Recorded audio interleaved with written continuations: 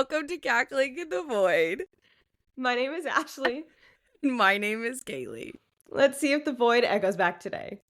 We are two best friends diving deeper into the void in our Halloween segment, and we are deep diving into Our Wives Under the Sea by Julia Armfield.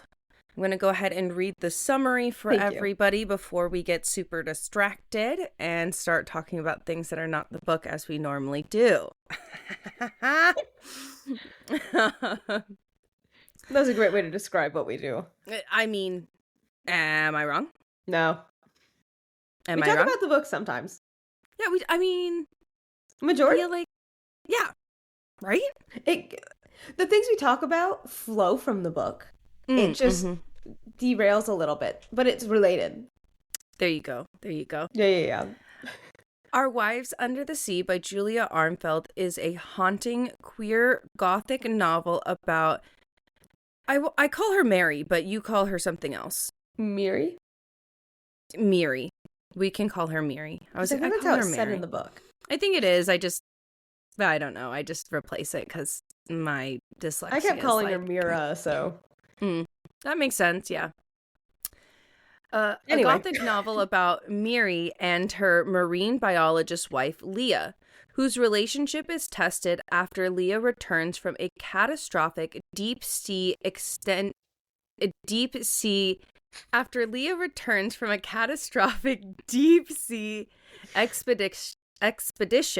changed, distant, and exhibiting strange physical transformations, forcing Miri to confront the unknowledgeable horror of what happened and the potential loss of her wife through altering perspectives and explorations of grief, love, and the alienating depths of the ocean is one description.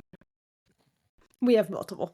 We do. We do have multiple. But do you want to start with that one? Yeah, that's the main description, and I do think that it really does give a good description of what kind of is going on, because the main characters are Miri and her wife, Leah. Yes. So how over the course of the book, the POV swaps. So Leah is the secondary narrator, marine biologist. There we go. Yes, or whatever, and she ends up going, and she's like in love with the ocean. Yeah, and she ends up getting, which hopefully marine biologists all are. Yeah, for sure. If you chose that path, I hope that you like the ocean. And she ends up going to get this opportunity where she can go into a submarine and like go explore for what I think it was supposed to be 3 weeks, and that's what I heard. Yeah, so I mean, for me, it kind of seemed interesting because it seemed like Leah's previous job was already somehow working on a submarine, and then now she's doing it privately with this company. She worked at an aquarium when she was younger. And then yes, we do know that, but because she knew Catholic lady and lost finger man from previous job, and they've all done previous dives together, so I would have assumed that. But I'm wondering if it was like a scuba trip instead of a, who knows? I don't know. I don't know. Anyway. I mean, it seems like she knows how to be... It's fine. Yeah. You keep going. Sorry. 3 weeks, and they end up, like, the power of the submarine, like, is gone. And, like, the oxygen still works, and technically it's not the power. What happened was the buoyancy, like, the buoyancy hydraulics in it, cut out. Yeah, cut out. So but then also I felt like the power was gone, too. Like, they didn't have light, and they didn't have... Like, they couldn't control the movement or anything. The power shut out except for oxygen and CO2, like, so they don't die. Yeah, the CO2 filter. Thank you. And the water filter. So they actually... I actually thought that was pretty cool. I didn't realize that's what submarines did. I don't know if this is actually how it works. Where it takes the water from the ocean and, like, filters it. I have no idea if that's how that works. I don't either. But I thought also really cool. I feel like that's really smart. Yeah, like, why would you not? You're surrounded by fucking water. You have so much water around you. Yeah, makes sense. So I thought that was... why would you waste like space and weight on your submarine for water? Yeah, exactly.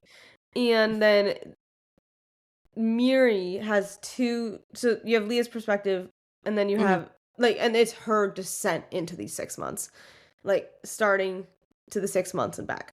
And then you have Miri, who's some of the POVs are in the past with Leah and, like, them in their life beforehand. And then it's her in the present dealing with her 6 months. And then after Leah gets back. Is how I would describe it. Yes. And this book was long, but yet not long. It's actually a really short book. It is. It is. It was a short book. There's a lot of big things in the book that I just thought were very unfortunately unremarkable.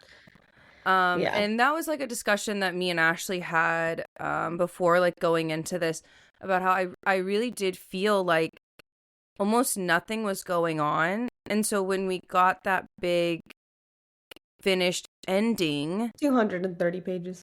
Yeah, I was like, it felt for me like it was 240 pages of really nothing going on and nothing happening, and it was like I said, unfortunately, it was a very mundane book for me. Yeah, I wish, because like the concept and the theory of it seemed so good. It's just I wish that there was more emotional depth in it, because what we were seeing did not connect me to these characters as much as I think that they could have or should have been. Yeah. And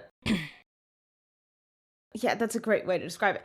And it's also like when we got Leah's POV down in the submarine, like, no, describe how you're feeling. Stop describing like the other characters. Yeah, it was things around her that she was sensorily intaking instead of her actual feelings. Which I don't know how you would react in that situation. So, but also at the same time, this is a book.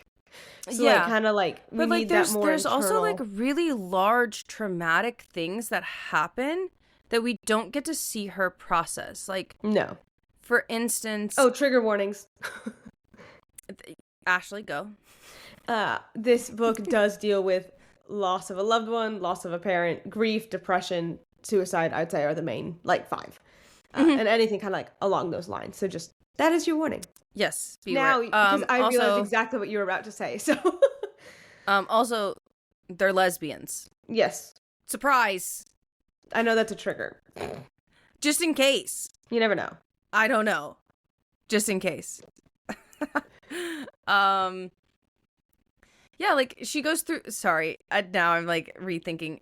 But yes, you are correct. That is what I was going to say. She goes through, like, traumatic things in the submarine, and we don't even get, like, her feeling. Like, one of the first things that she talks about that was, like, really odd behavior was that she saw her male coworker standing over her, watching her sleep. Yeah, that's and weird. We get literally nothing. She's like, oh, I feel weird, and I saw him, and I asked him what he was doing, and he said... just looking. Yeah, that's and then weird. Walked away. And then that. She says nothing. And then we have her other coworker, like who's like this extremely religious Catholic woman, you know, constantly being like, I hear something from the other side. I hear something from the other side. And she openly is like, oh, she hears something from the other side. Yeah. Not, she hears something from the other side. That's concerning. That's scary. That makes me feel like this. Like, yep. We do get there towards the end with her in her segments about how she's like, like she's attempting to justify what the Catholic woman did. Yeah. And she's like, oh, there has to be something out there. It must have been calling her out. Mm-hmm. And I'm like, but we're still not, we're still not seeing how you feel. We see like how it's affecting you and how you're like, oh, I have to find what's out there. But it's also like okay, so then why do you feel like that though? Yeah. You know? Yeah. And like even with Mary, I don't think that like we see how she feels that much. Yeah. Like in all certain terms, it's very much I'm describing things around me. Like, we do get a lot more of, like, what she feels like from her perspective than we do Leah ever. Mm-hmm. For sure. And it is interesting. I'm guessing you caught it because you listened to the book. But I also thought it was really interesting how No Finger Man, I really forget his name. I'm so sorry. I think his name's Carlos. Is it? No. No. Mario? No. Fuck. Marcos? That sounds better. He doesn't have 2 fingers from a fishing Maybe trip. Marcus. So anyway, Yeah, it's okay. He doesn't have 2 fingers from a fishing trip with his daddy, like stuck his hand down in the ice and like got frostbite, like his fingers, you know. Yes. Anyway, I don't know if you caught it, but how he was saying like, do you find it suspicious that the oxygen and the water and everything is working, how much food they packed with us? Mm-hmm. That this was like an experiment for them, not that we were researching something. Yep. Like this was happening on purpose. Yeah, and like he says that and she's like, "Oh, that's such an interesting theory." And then walks away and goes to fucking sleep. And I'm like, "Cool." Yeah. Like explain a little more. Yeah, like, okay, interesting. Why do you feel that way? Yeah. Do you think that's what it was? The private company was being really fishy. I think it's hard because we never get a clear description of what they were even trying to research. No, we don't. Like, Leah doesn't even say what she's down there looking for. Leah's like, oh, it has to be something in the ocean. Like, as a marine biologist, I'm called to the sea. Yeah. And I was like, okay, cool. But, like, can you expand on that? Yeah, and it's also, she does deal with it's interesting because we do, it's more in the beginning, I feel like, but when she's like first kind of, you know, stuck in this long 6-month thing, we do hear her, or she thinks, whatever, like, oh, there can't be nothing out there. All of this would have been for nothing if there's nothing out there. Yeah. Which is an interesting concept. Yeah, and so it's like she does have like that question of, oh, what is there? What is out there? But I'm also like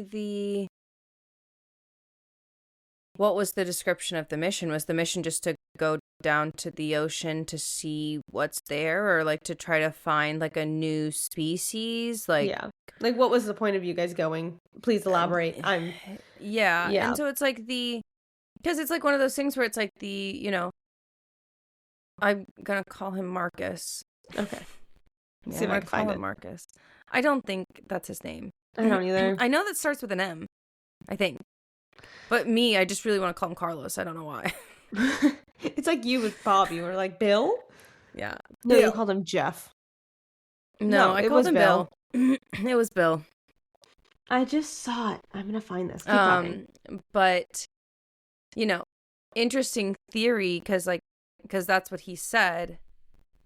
But it's also like it would be like, it'd be odd if like they were a private company that builds submarines and wanted to see what happens. You know, because it didn't seem like that. Because like at the parties that Miri describes, like of like the work social events that she goes with Leah, it seems like a pretty big fucking deal. Yeah, it does. Like, because there was like the reception, like you even say like it's a reception. Yeah, it almost seems like me. I don't know how else to put this because I've never seen this in like any other thing but like obviously movies. I don't know if like this is like a thing, but like you know how like some museums will have like private events or private showings specifically for like large donors, and it's like this big like get together soiree thing, and like, you know, like other curators are there for like the donors to thank and stuff. That's kind of what it seemed like. Yeah. Like it was like one of those things, and or it really seemed like a Navy ball. Like an art, like I don't really know. It seems because it's also like how they this. have like badges, and it was like, no, I need to actually talk. Like in the very beginning of the book, Mira's trying to like get her out of the service, and she's like, and the person on the phone was like, no, I need to talk to Leah, and she's like, no, you can't talk to Leah, she's in the bathroom. Exactly. Can I just call you back? And so it's very professional in the sense of like, oh, they had a badge number, they had a like, employee number, they had a somewhat why I think where it's like it seems like a private company, but it also seems like it's affiliated with, you know, some sort of like government armed forces type of it seemed very professional administration thing, you know. It's really, this review actually kind of, I'm still looking for his name, but it kind of ties into what we're saying. It's this story was watery, it had no substance, and it tried too hard. This whole book is vague, like what happened? Why was Leah on the submarine? Why did Mira just accept her wife was becoming a sea creature? Why did I keep reading? And then there was one more that says, I'm bummed that my brain's not wired to enjoy these cool girl sad books. That's, first of all, pause. That's crazy. That, not actual, sorry. Like, I'm just shocked that was a thing that happened. The second one? Yeah. Like, first of all, is there such a genre of cool girl sad books? Because to be quite honest, I'm going to be so for real. These women were not that cool. No, I think like, it's. I think she meant. I think care. No. I think I mean, I guess I'm confused about that statement. Yeah. I think the reviewer meant like, oh look, like the reader themselves, like I'm a cool girl. I read these sad books. Oh, that's what I think it meant. Okay. Weird. I saw the name. It's unfortunate because I don't know. I don't know if reading makes you cool. Maybe in some circles. We're all cool in this podcast circle. Well, I was gonna say, I was like, what? You guys are cool. Me, conceptually, this is where Kaylee gets really philosophical. Does cool even exist? No. What is normality? Who says what is cool and what is not cool? Go off, Kaylee. You know? Okay, it has to be in We gotta make our own decisions. You are cool if you fucking say that you are cool. Period. End of the story. Valid. Go off. Yeah. It's also just like an odd concept because there's not a lot of things that happen in the book because Miri and Leah are just talking about the most mundane things ever. Which I think I could see what the book was trying to go for, but it went on too long. Absolutely. And it was because the book is very much trying to show you, and obviously this is a spoiler review, blah, blah, blah. It is showing you how grief can take form, like how grief can just sit, and a lot of the times grief is just you're sitting there and you're kind of just like you're not doing anything. This is a very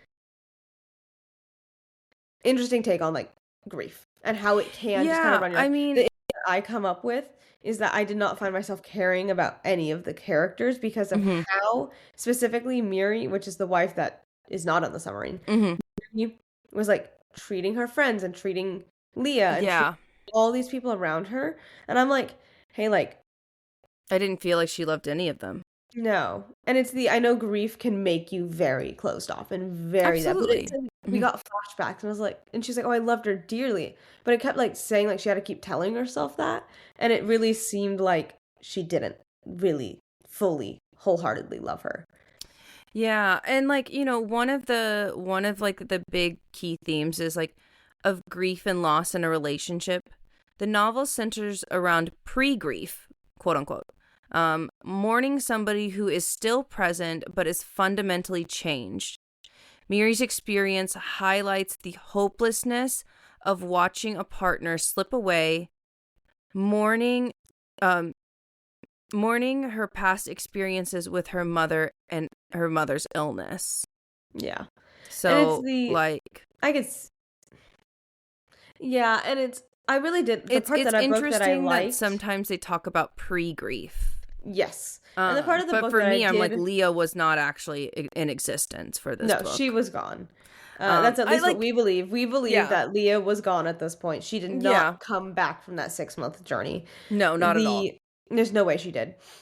But I did really it also like kind of makes it seem like she didn't either. Like the ending portion that we got from Leah. Mm-hmm. And somehow the submarine starts working and they can magically move it now. Yeah. And she sees, the eye of the ocean. Yep. Quote, quote. And then she puts her diving gear and goes out to make contact with this, and then it cuts off there. So it's like obviously she died.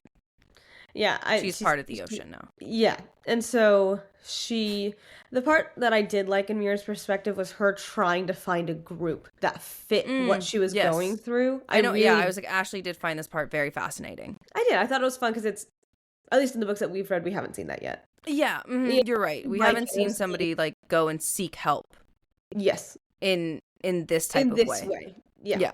And where it's and it was interesting because it was like, oh, like I don't fit in this group because like my partner isn't dead yet. I don't know for sure. And so she kind of like ends up joining a group where like women have lost their husbands out in space because they were astronauts. And she's like, that's the closest I can get. Yeah. But then yet she's like, but it's still like, that's my wife, not my husband. Yeah. And so. Yeah, that for Miri, it's a big thing. Big thing. We'll get into that in a second. But it was interesting to see her trying to like find a group that she fit into in that sense. And I liked the concept of, and they say it, the losing a person and not knowing where they went is really hard because you have to create their death in your mind and grieve that. And so I liked that part. And that's what, to me, the book was trying to portray. It just didn't land it completely right. Like there's so many plot holes in my head where I'm like, hold on, wait, I'm confused. We need to like circle back. Hold on. Yeah, there were some choices of some characters that I was like, I don't even know if they're there because a normal person would not respond like that. Yeah. I also just think that going back to like what Ashley says about how Miri treats her friends, like, we get to see Carmen. I'm going to call her Carmen. Don't know if that's her actual name. I don't think that's her name, but I keep calling her Carmen. I was like, it's okay. Ashley called her Carmen earlier, so now this is the name. This is the name we're going with. Probably wrong, but Mira's friend that she talks to multiple times throughout the book, it's hard because she's like so closed off with her friend. And yes, like we were acknowledging, grief does make you very much closed off. Mateo. Oh, that's his name? It did start with an M. It did. Wow, this one has a Wikipedia. Yes, it does. That's wild. Good for them. But, we're seeing the interactions with her and Carmen. Questionable. It is Carmen. Oh, good job. Oh my gosh. Good job. With Carmen. And, we see her interactions like in the beginning about how she describes her as like this person who she hangs out with that she doesn't necessarily really care about that much. Like she kind of finds her annoying. And like she claims that this is her best friend. And yeah. It's very interesting. And she's like, yeah, like she always just brings up Tom when I'm trying to talk about Leah. And I'm like, man, like she's trying to relate to you. Yeah. And for me, I felt like it was definitely like that. Okay, I understand that like bringing up your ex in every single conversation is not like a great thing. And I understand that, the problems that, you had with your cisgendered male ex is going to be slightly different than what Miri has with her cisgendered female wife. But it seems like Miri gets very offended and is very much like, I don't tell Carmen these things because she doesn't get that I'm gay. Yeah. That's like, that's unfortunately like kind of how I saw it, which was like one of those things where I was like, that's odd. Yeah. And that's a very big thing. And I know that in prep, you and I were talking about it, where it's you lost we can use even the support group that she joins online, where but they lost, they lost their partner too. It doesn't matter if they're a husband. It doesn't matter if they're a wife. Like, it's the same thing. They're going through the same thing. And so it's let's take we could put in like, okay, Leah or Miri lost Leah. Okay, they're wives, right? Okay, take them out. Carmen lost Tom in the same situation. Vice versa. Tom lost her. Okay, now imagine it was like a Tom and Greg. What does the gender or the sexuality have to do with you losing your partner? Yes. Everybody has the right to be sad about that. Just because you're, you know, gay doesn't mean that, like, it invalidates everybody. And I don't mean that in like a thing, but it's like, it very much seems like she's invalidating her friend for going through like this breakup because she's straight, and it felt icky. I was like, this is there were like certain things that like she said that I was like, I don't know if that was like altogether appropriate, because like she does say like she thinks that Carmen doesn't understand. Yep. She thinks that Carmen doesn't understand because she's only ever dated men. And I do get that relationships within women are extremely different than relationships that you'll have with men. Yeah, like I'm not saying the relationships aren't different. As a woman that has had relationships with women and has had relationships with men, they are fundamentally different. Yeah, and I'm not saying that they're not fun. Like, they're different because obviously different situation. Like, you're gonna be, it's gonna be different. And I'm not saying that that part of her argument is invalid. Like, that's valid. Like, yes, what you go through on a daily basis and like what you do in that type of sense is different. It's gonna be. It's a different type of relationship. Yeah. You know, but it's the losing your partner. The gender doesn't matter at that point. You're like, still you lost grieving. Your partner. You're still, you know, everybody losing grieves. your partner. Yeah. And it's just like one of those things where I also just think that Miri kind of is a bad friend, even before she started grieving, because we're seeing flashbacks of her like at these parties with Leah. And she's openly like, oh, I really only like 2 people and Leah, and that's it. You know? And she openly says, like, she doesn't like anybody else. And it does seems like, I also feel like it's a hard concept for me and most likely you to conceptualize. And here's the thing is, like, a lot of people are like this, and there's nothing wrong with this, but, like, that solely center their partner. Like, Miri was, her world and her point of view on everything was through Leah's lens. Yeah. Because she wouldn't have gone to those parties if it wasn't for Leah. Yeah. Leah wanted to go. Yeah. So she went. These were technically Leah's friends. We, like, never really see Miri, like, have any other friends besides Leah and her friends. And for me, it's that makes sense why you're struggling like this, because you don't really have any support. And, you know, Miri does say that, like, she went through a long, like, journey with her mother's illness and how it made her feel, like, disconnected. And she also does say that, like, Leah was so good during that process. Leah was so supportive. Leah was there as much as she could be. Like, but yeah, Leah does travel for work. Yeah. And also another thing for me is I'm like, they've been down, like, she's been on like 2-week submarine missions before. Like, openly Miri says that, where she's like, oh yeah, like, she's done this a million times. Yeah.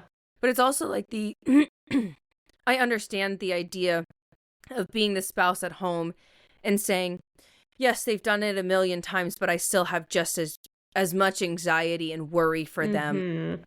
And I don't think that will ever change. And I think that's very true. Because it's what if this is the one time that something happens and look what happened. So it justifies that anxiety. Yeah. Yeah. And I mean, just anytime like a partner like leaves or goes to like travel or is like away for that long, like, I think that it's very natural to have that feeling. Yeah. You know, especially like when your spouse or your partner is doing something as dangerous as that, where it is really just the life or death. That's it. There's no in between. There's no like possibility of injury. It is literally just that. Yeah. You know, so it makes sense like why Miri's so distraught, but like we see Miri reach out to this private company quite often and is struggling with getting information. They're struggling going to therapy together. She's struggling to hold on to this relationship all the while the reader is reading this. And I mean, me as the reader, I was thinking, what relationship is there? Yeah. And that is one of the main points of the book is say when is the appropriate time to let go? Yeah. How long were you hanging on for, like, in this relationship that is not working? Yeah. Very clearly not working. And it seemed like it was very clearly not working after Leah gets back from, her unintentional extended submarine stay. Yeah. But also, like, that was like the other concept is like, I don't think she ever gets back. I think that this is like a coping mechanism. I think this is her way of saying goodbye. Because it was a big thing. She's like, I started writing a post. I think she ends up deleting it, but she does start writing a post about how she's grieving and stuff. And so I think the thing is just her going through, like, creating that death in her head and letting it go. Yeah. And so I think that's what it is. And that's why I'm like, it feels like, in a way, it's written. I know that you don't agree that it feels journal-y, but to me, it feels like it was written. And like, but, excuse me, written in a sense where we're not seeing the written page. We're seeing the person's thoughts as they're writing. So we're getting some of the written part, but we're getting the entire, because you don't write every single thing that goes through your head. Yeah. And I don't think all of it was that way, but there are certain parts where I'm like, I feel like you're writing. I know you don't agree, but that's how I felt. I was like, it's just like that is like one of the points that I just don't agree with, because the only person that I thought that could have been somewhat journally would be Leah. Like, I don't think that any of Miri's parts felt journally at all. Interesting. Like not at all. Like, I didn't get that. It just seemed like very much like from like a POV. Like, even when she was talking about when her and Leah first got together, going back to the, like, another point that Ashley said, that it didn't seem like she loved her, because like when you deeply love somebody and somebody asks you, hey, how'd you guys meet? Or like, when did you guys get together? Like, she does get like kind of misty-eyed the fact that they met at a straight bar and they were the only two lesbians there, and it was like very much like coincidence that they met through mutual friends and things like that. But it wasn't, the way that she described it was like, wasn't that such a funny coincidence that we met and then we got married? Yeah. Like, it was just so like monotone, deadpan. It wasn't like don't you think that was a crazy coincidence that we met at a fucking straight bar and now we're fucking married? That's wild. Yeah, Imagine. That's wild. Look at us. But like there was like even like recounting that story in her brain, which is why I'm like, I don't feel like she was writing it down. I feel like she was just remembering it in her brain. Like, that's the thing. Is that's like, what I was like. I feel like she was remembering feel like it was journaling. There were certain ways, like certain things where I'm like, yeah, it feels like you're remembering it to write it down, or like you were writing it. I don't know. Like, that's why I'm like, it's not the written part. It's her head going through all of it to write it down and get it out. It's kind of how it felt. I'm glad that it felt that way for you. Thank you. Thank you. I'm so glad too. But, like, she's remembering these things and, like, it doesn't seem like she's excited. No. To, like, revisit these memories. And I also understand, like, the idea of, oh, well, she's not excited to revisit those memories because of grief. Like, obviously she's mourning her, so why would she be excited that she met somebody that she just lost? And it's I highly disagree. I highly, highly disagree. Because if you've met anybody that has lost a loved one that they truly, deeply love, regardless of how sad or how choked up they are, you can tell in their timbre of their voice, the way that they say things, and in their eyes that they truly do love this person. Yeah. And a lot of people could argue, well, you don't get that because it's written word in a book. No, you do. You could probably argue that point that, oh, well, you probably just like read it differently than I did, you know? Go read. And me, I'm like, even though like we listened to the audio book of it, that would feel like you cannot inject any more feeling into the words that you're given.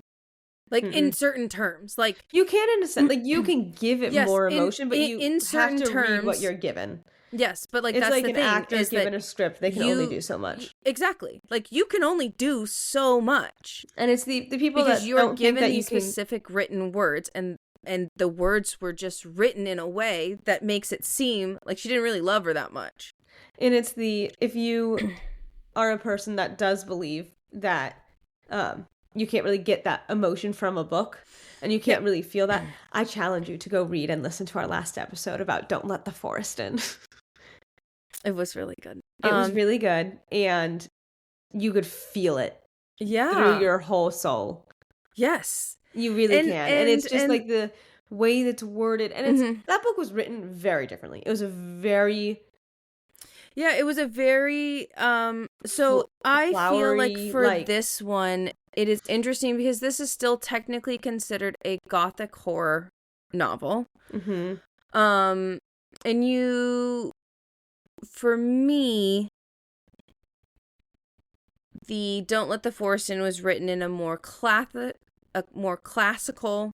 gothic horror style, where this is written in a very much more of a modern gothic horror.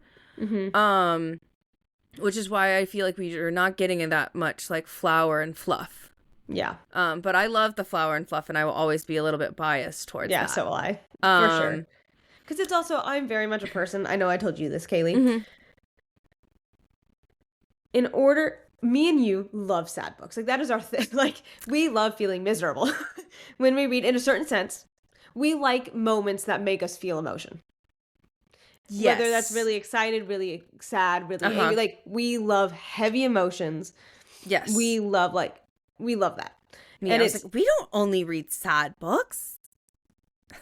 One of our favorite books is like the most depressing thing ever. Yeah, but like that's okay. That is okay. That's okay. Oh no, it's okay. But what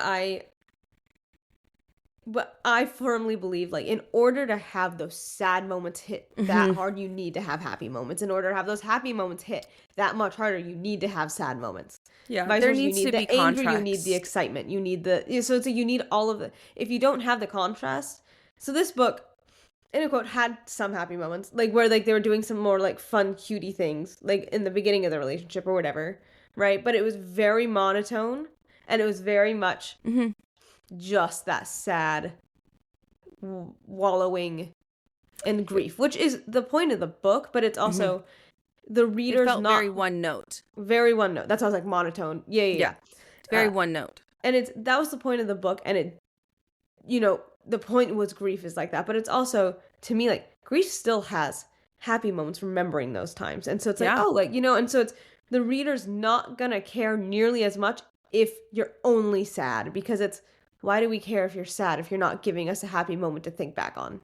Yeah. And so that's what I was like, okay, it's not giving us those happy moments to make these sad moments. And these moments where Leah is literally turning into water sadder. Yeah. I mean, and we're like when she's thrashing in the bath. Like, come on, just get honestly, up. I really did love the concept of her turning into water. I did. And I also, it's just like one of those things where it's like the reason why it's like very like a questionable book is like for me, she doesn't call her friend Carla until like the last minute, and Carla's going into surgery, and Carla openly says, Carmen. Yeah, sorry, Carmen. Carmen openly says, hey, I didn't realize that anything was wrong because you never said anything. And it's, I get that, I guess some people, like, just don't have as deep of a connection with their friends, especially if they're very, like, like you said, like their entire world centers around their partner. And like, they are very distant, and like, and so you and I hold our like platonic relationships, any relationships, but like platonic very specifically, very, very, very dearly. Like, I don't think there's anything you don't know about me. Like, it's one of those. I mean, I don't know. You never know. You never know. I mean, you didn't know that I ran into a Taco Bell door. I had to tell that story, so. I know that now. You did tell the story. And you would have been, I think you told it on the podcast. Dying. I did. It's now out there for everybody to listen to. So if you want, I don't know what episode it's in, but if, I have no you just idea. have to go listen to all of them. But that's hilarious. They also did a great job cleaning that door. So phenomenal. They should get a raise. They should get a raise about how clean that door was. I hate you. But it's the you, like, I'll go to you for things. Like, if and it also brings us to the next point, at least to me, where it was if you saw your friend suffering, I feel like you make a little bit more of an effort in that sense, where it's like, like in this situation, we're gonna say I lost my partner, and I am Carmen, and you are Carmen. You would not have been like, oh, okay, like just not talking about it, letting me not talk about it. You'd be like, hey, I understand. We can take it very slow, but you need to talk about it. You need to process this. You need to get through this. Are you talking about it in therapy? How is therapy going? Hey, like, are you sleeping? Are you eating? Are you doing, like, you would be like, I'm pretty sure you would come move in with me, first off. Second off, you would, like, make sure I'm okay. And you just wouldn't leave me that way as you see me slowly going on. And then there's also there's a character introduced that's the sister of one of the people, the Catholic woman in the ship. Yes, in the submarine. Do we know the Catholic woman's name yet? It's okay if we don't. I did. Hold on. Okay. I was like, it's not really that important. We can just call her the Catholic woman. I'm sorry that I like derailed your thought. Juna? Juna? I don't know. We're just gonna call her the Catholic woman. Awesome, thank you. And her sister comes up, and they end up going to get tea, and then they go home. She goes home. She ends up showing back up, and then they take Leah, who's now basically just water, but like you could pick her up. And like, she's like slowly deforming, like she lost her eye, and like she can't speak. Like her anymore. arms are now translucent. Yeah, because like, her ribs anytime like she opens her mouth, all like that comes out is water, you know. Yeah. And so then this sister comes, and they take Leah to the mom's house. Yeah, her that has passed away. Mom's house. Yep. Miri's mom's house. Yeah. And then it ends with Miri taking Leah to the ocean, letting her go, and walking in. Yeah. And like, so it's floating away into the ocean with her. Yeah. And so then it's the Catholic woman's sister. We're just going to call it the sister. Yeah. The sister, like, didn't question any of this. Like, the sister didn't.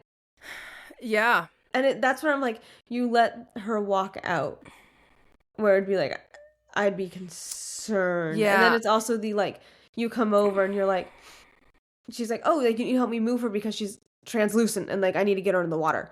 I feel like any person would have been like, I'm so sorry. Can you repeat that? Like in a softer way, but like, you know, like, I'm so sorry. I mean, you could argue that the sister did not feel that way because the sister did reach out to Miri saying, hey, I think there's something fishy about, you know, my actual sister's death, because she actually died, quote unquote, actually died in all certain terms.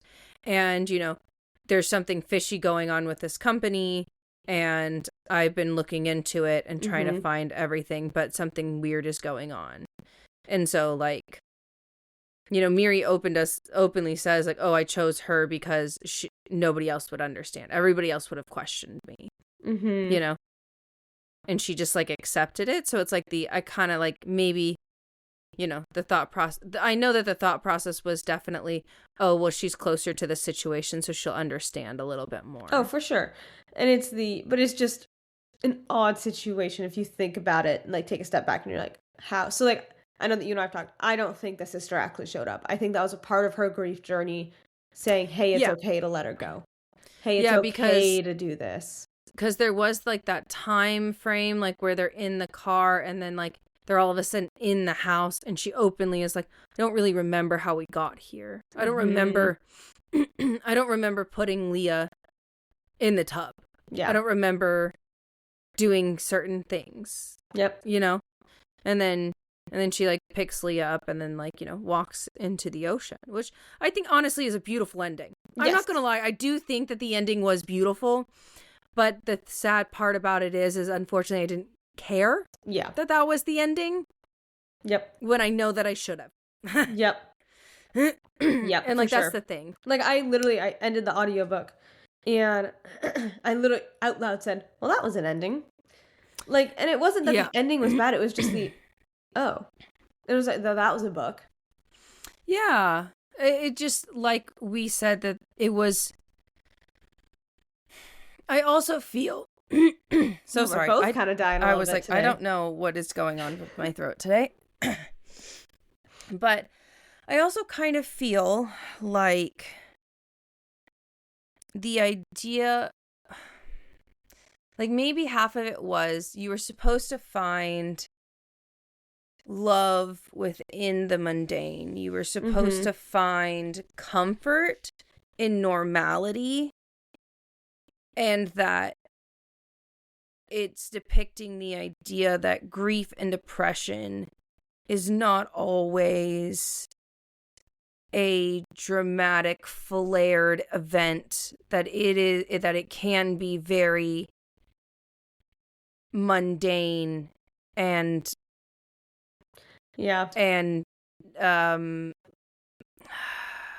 modest almost. Yeah, and that's why it's like, I'll say like I'm trying to find the words to say that but like the book was going for. Yes, I like what it was trying to do. It's just we needed a little bit more detail and a little bit, like I said, a little bit more of those happy moments. Make the contrast, and also like a little more clarification of what was happening with Leah, and like how both of these things really. Obviously, we see how it affected Miri, but it's how it like, affected her. But like, at you don't see a deeper like, level. here's the thing: is like, especially Leah. I feel like Leah loved Miri more. Yep. Than it's also Miri did, because and it's just the way it's worded, where it's in the ship where she's like, I only think of Miri. Like, I want to tell her all of the stuff that is happening. Where Miri's just like, well, yeah, and Miri's just trying to go on with her life, and like Leah's like, I want to tell her this, like, oh, I'm writing it down so I don't forget to tell her. I'm writing it down so that I can like tell her when I get back. And then she's like, oh yeah, like towards the end she's like, I just have conversations with her now in my sleep, or I have conversations with her like when she's not here. And it's you can very much tell that like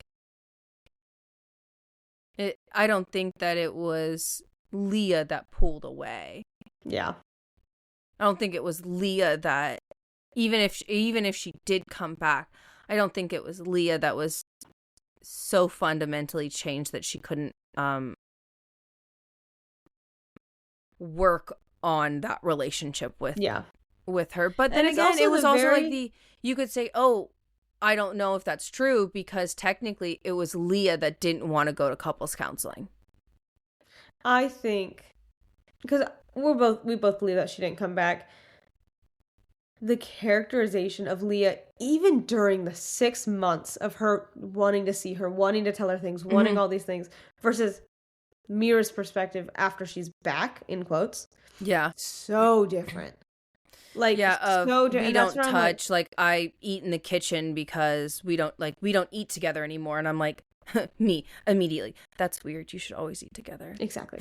And it's the, but that's a really big red flag if you guys are eating separately. Absolutely. Like, for me, at least, I'm huge red flag. I'm like, no, but together. Then again, I know that like a lot of people don't look at food the way that you or I do. That's where true. Like we really love our food. We're like, no, we eat together. But like, I mean, like, we find eating a meal together to be a very intimate thing. Yes. Especially if it's a meal you cooked.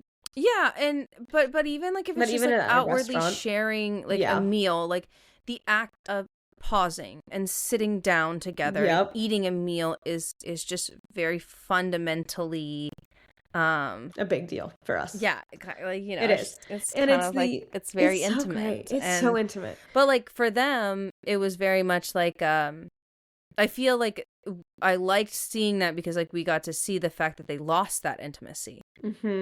We lost that quote unquote normal thing that they would normally do together. Yep. And it's the... And now she's eating over her sink, which is so valid that she didn't want to make an extra mess, so she eats over her sink now. Like, yeah. Girl, I feel that. I mean, I feel that. I feel that, for sure. But it's the... I think because she didn't come back, and we're going along that theory, Miri really put all of her, like, I don't want to do these things anymore because of this and this into Leah. Yeah. So it wasn't her fault. Does that make sense? Like, it wasn't on her. It was, no, she didn't want to do it.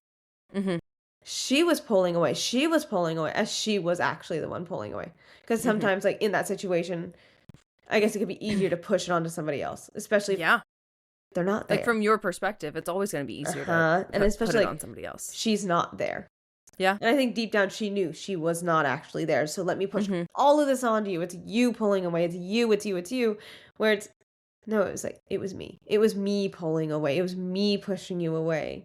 And I think she also was probably doing that a little bit during the relationship. And so then it just manifested so deeply.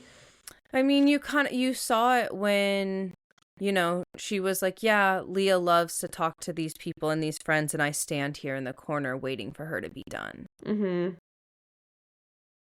Like, you know, when, like, I understand the idea of, like, being antisocial or being shy or, like, you know, things like that. But I think that when in a relationship, it is important to fucking, number one, fake until you fucking make it. Absolutely. When you're in a social situation, it's like I think it's important to interact with the people that your partner holds close. Yeah. With the people that your partner holds dear. I think that is extremely important, regardless if you want to or not, regardless if you like them or not.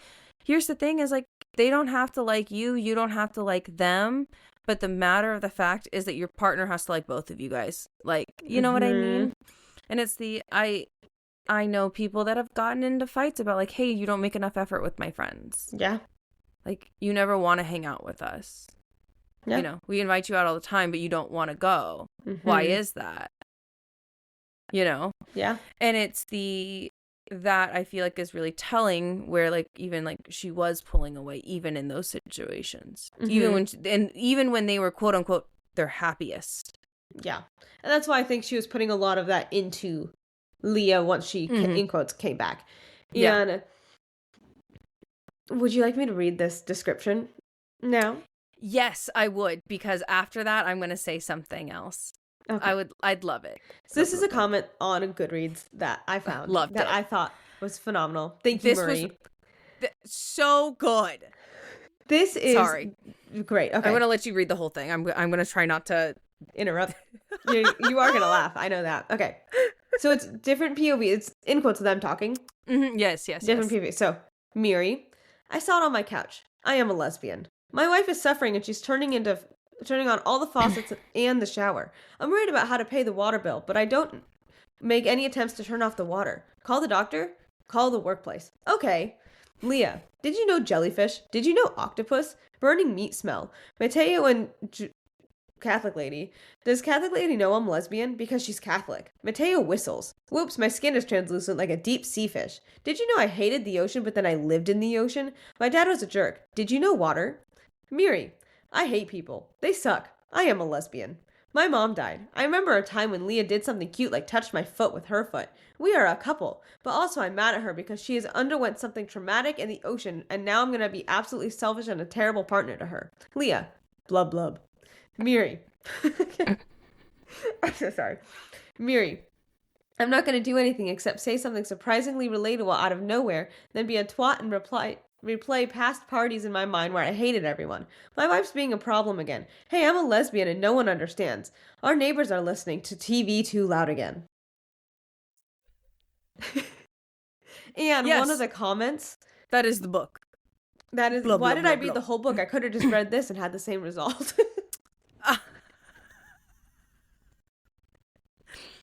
That's hilarious. First of all, that the secondary comment was hilarious. I really just love the blub blub in the blub, blub. in the middle.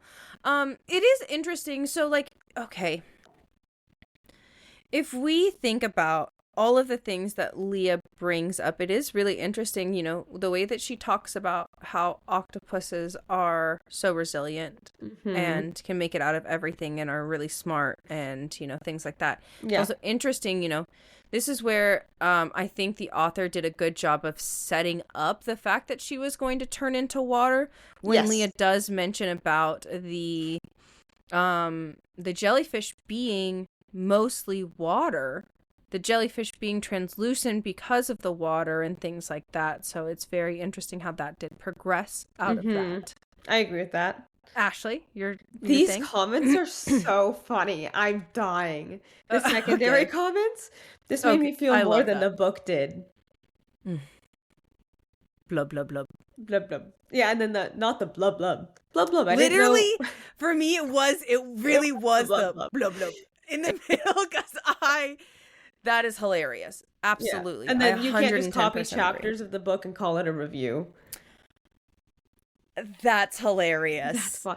It was very, like, that was basically the book. And it's I do really like how the review, because I feel like it's a very, very hard and touchy subject to bring up, how she very much is like, I am a lesbian, no one understands. And it's like, it's these situations where it's loss of a partner. People can understand that.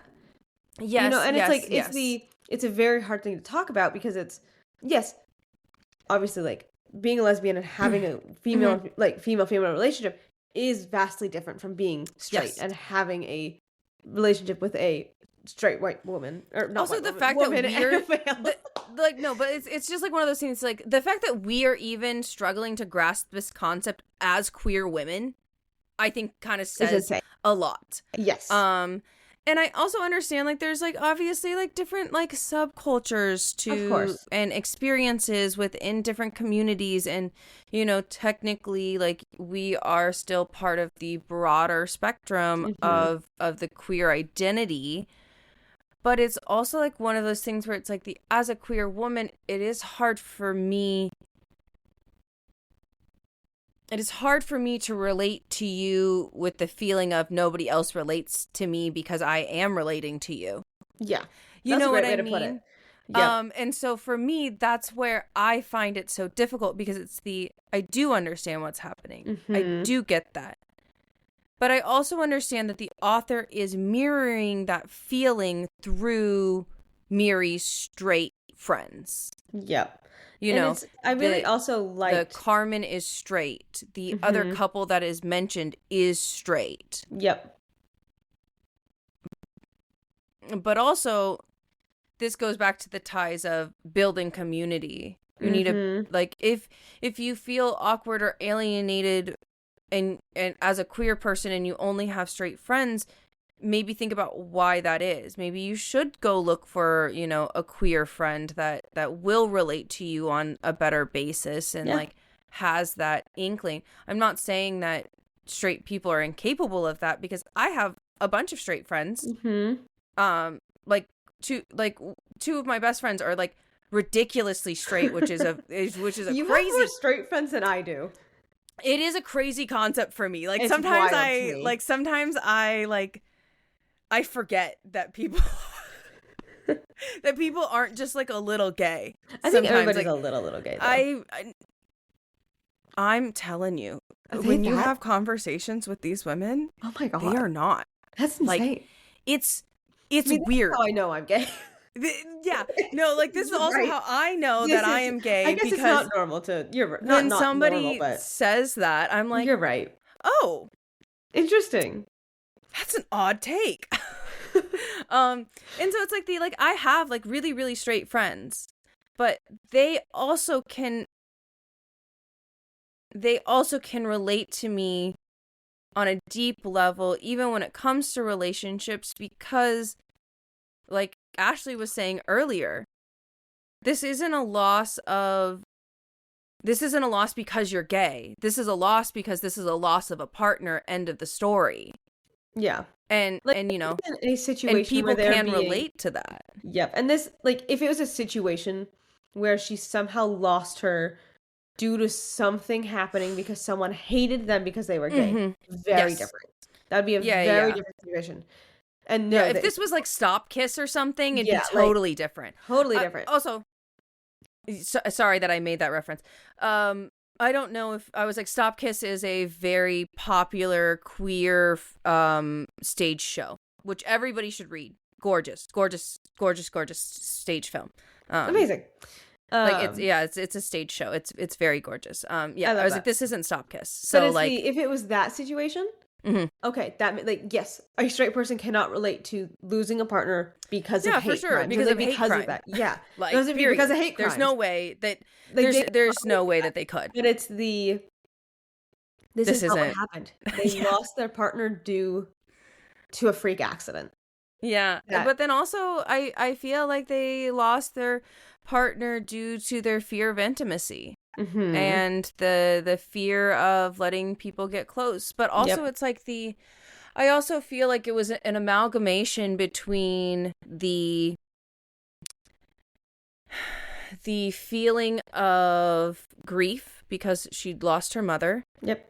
And then she started pulling away from Leah because she obviously is grieving and doesn't know how to talk about her feelings. And like, that's me. I was like, that seems like the biggest concept is like the relationship, honestly, with Leah could have started deteriorating when she started losing her mom. Like when her mom really got sick, and then, Miri's inability to communicate her feelings. Yeah. And then also like, dealing with the trauma that like, maybe my mom wasn't the greatest, or maybe my mom was great and I didn't realize it, or like, how loss and pain and really watching somebody die over a length of time is devastating. It's hard. It's really hard. It is truly and utterly devastating. And, people are greatly affected by that. But then also it's like when you add a partner to that and you're going through that almost with somebody. Yeah. And they're getting like the secondary effects of that relationship, and we see her like slowly pulling away. Like we see her fear of intimacy.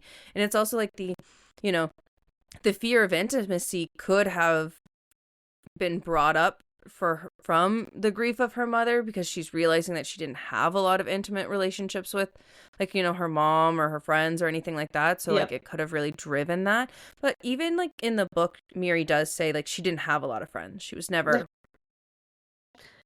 like that was never her. And I also do like how in that review that I read, where like it was funny, but like blub blub, where blub blub blub blub. But I do like how I was like, well, I'm gonna be an asshole because my partner just went through something so traumatic. Yeah.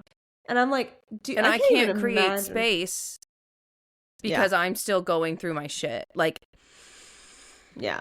And it's like, I can't imagine one being Leah. Let's say she actually made it out. Yeah. Right. I can't imagine that. That'd be awful. Like going through that, being stuck down there for 6 months. Probably, first off, you probably lost track of time down there. You don't know, because there's no day, there's no, like, you don't see anything. It's pitch dark except for the flashlights. Right. And it's and they do say that like for her, she was like, luckily the lights are on a timer, so they know when it's daytime and when it's quote unquote nighttime according to the timer. Yeah, but it's still like you don't know. She does 100%. Say like she does say it's like it's disorienting. You wouldn't like not being able to see the sun for that long and not being able to talk breathe with many fresh people. air, breathe fresh air, shower with fresh water, just breathe fresh air. Yeah, and like not leave that one spot.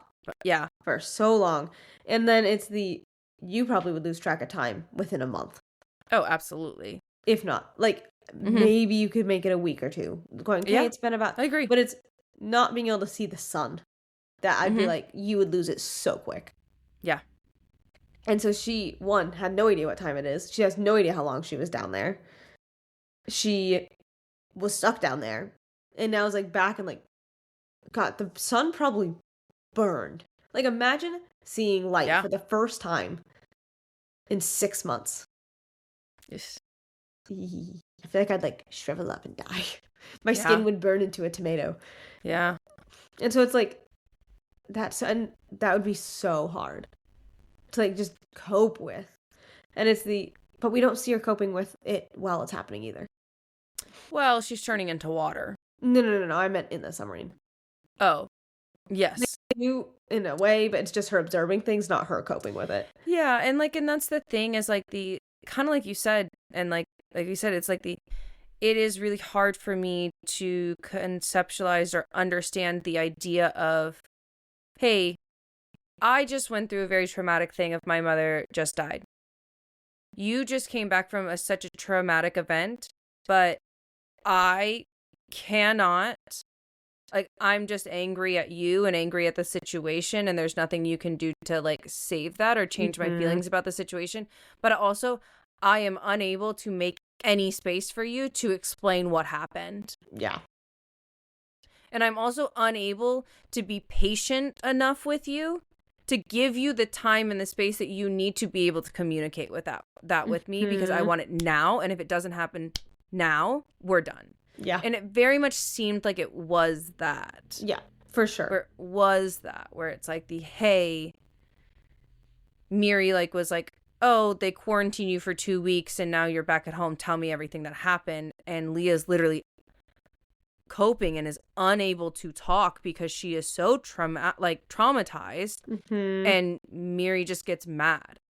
Like, she's just like, I don't understand. I don't get it. And it's well, you're not trying to. Yeah. You're not giving her, you're not giving her patience and grace and love and kindness like you said that she gave towards you with her mom, like with your mom. Yeah. And it's you're not showing that.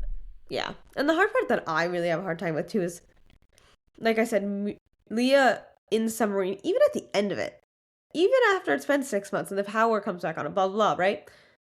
Even after that, she still does not act like she does when she's back up. You know, like, and that's where I'm like, you're just pushing all this on her. That's why I'm like, you didn't make it back up. There's just, first off, many reasons why I'm like, no, you did die. But it's you're just not acting the same, which I get it would be very disorienting. And especially for the first, like, I'd be like, whoa, yeah, no, don't talk to me. But it's she's acting so different because you feel like you'd be so excited. And she wasn't. She was not excited to see Miri, even though the entire time in the submarine, that's what she was saying she was excited for. Yeah. And so it's exactly. She was like, the one thing I look forward to doing.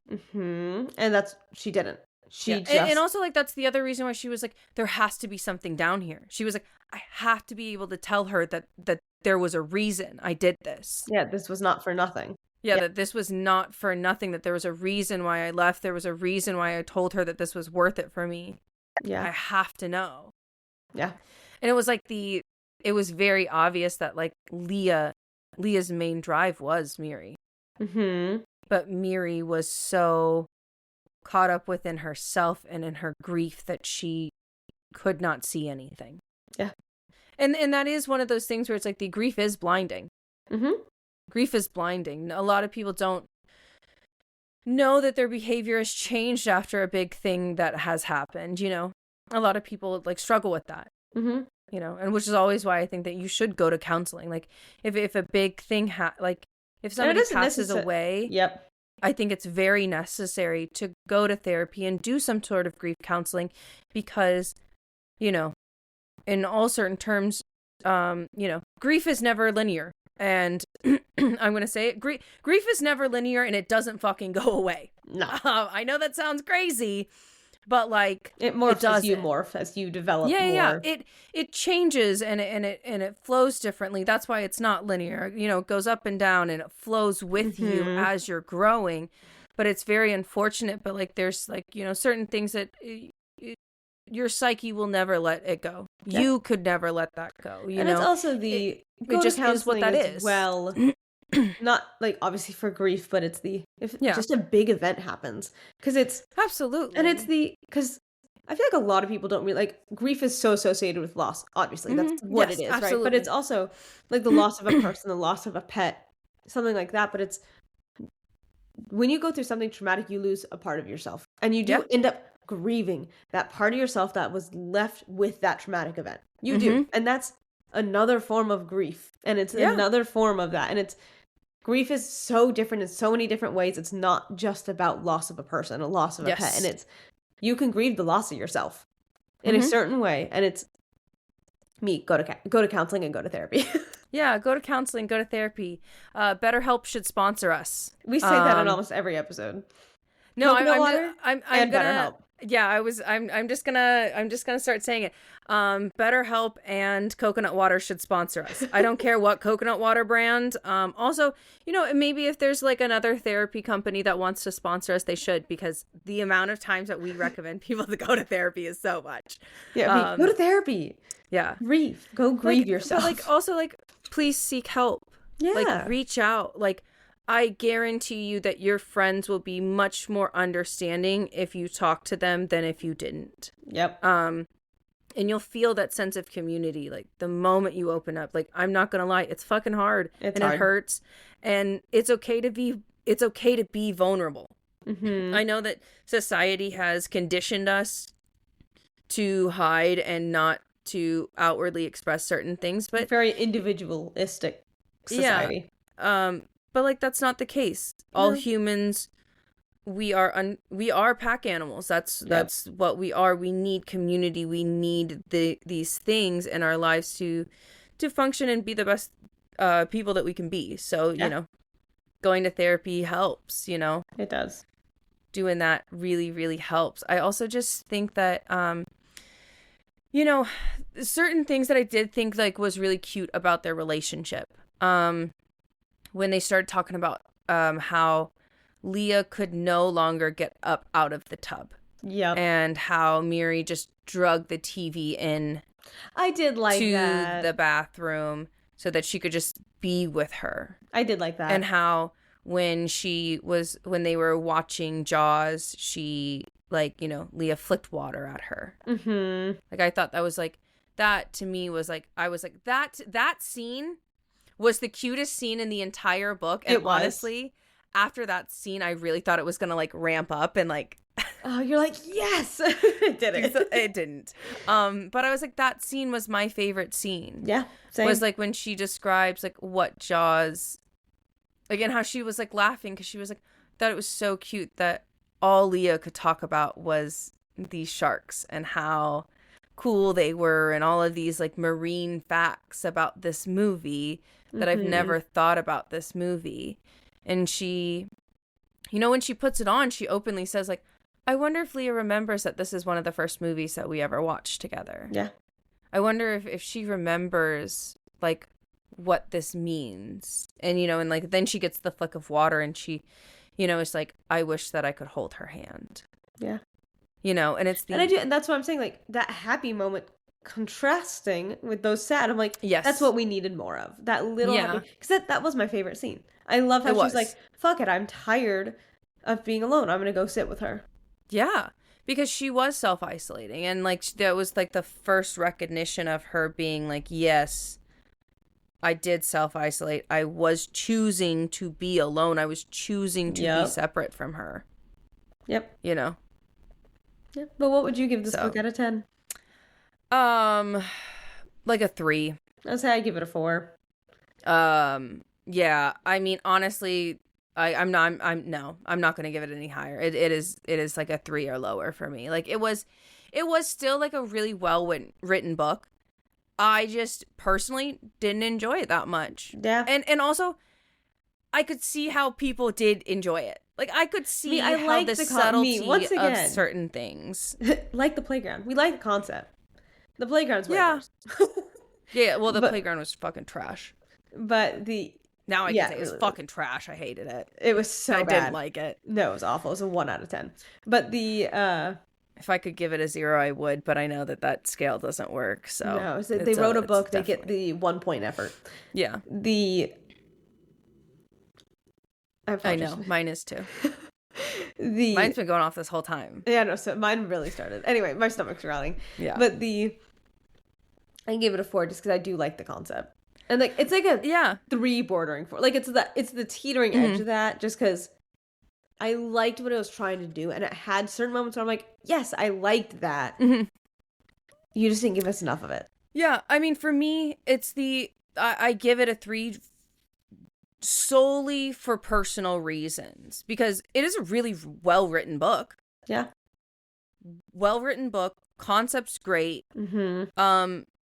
Like, decent-sized story. There's really nothing wrong with it. Just the fact that I didn't like it that much because I didn't relate to it as much. So that's why I give it a 3. It's like purely a personal thing, not because the writing was bad. Because I thought the writing was good. Yeah. You know, I agree. In certain terms of like the way that like the writing style was, it was easy enough for me to get through. I didn't ever I wasn't like, ugh.